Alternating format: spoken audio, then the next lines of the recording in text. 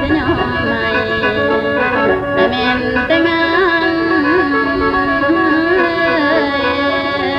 น้อยโอ้ยคิดว่าสู้อยู่ให้เราเป็นนาได้ไหมเนาะ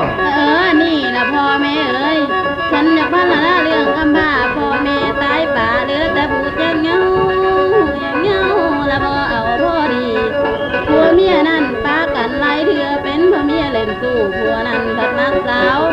ทางเมียนั่นลงเฮือนแป้งก็อวบผัวกับผมยกคืนน้องอุ้มแต่กินคิมมีผู้ได้นำกันสอนเกิดเป็นชายต่อยคนน้อยได้4 ปีแต่ผู้ใหญ่นี่7 ขวบเลี้ยงสาไปเป็นคำพ่อยต้องต่อยน้ำบาน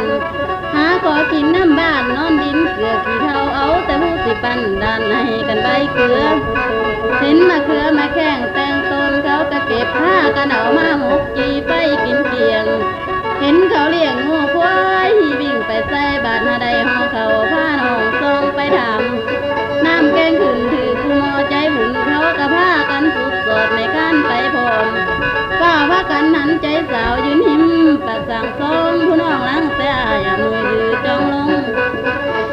คงปากสางน้ำเมียเขาตักผ้ากันเอาต้องสดกำดำเมาเอากินแล้วมาหืนโตอยู่เห็นแต่เป็นอีเต้นบ้าน้องกะไรตี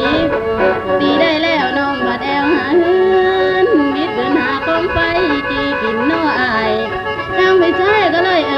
าอายสิจีบีกินมดก็แล้วสบายแม่นตามา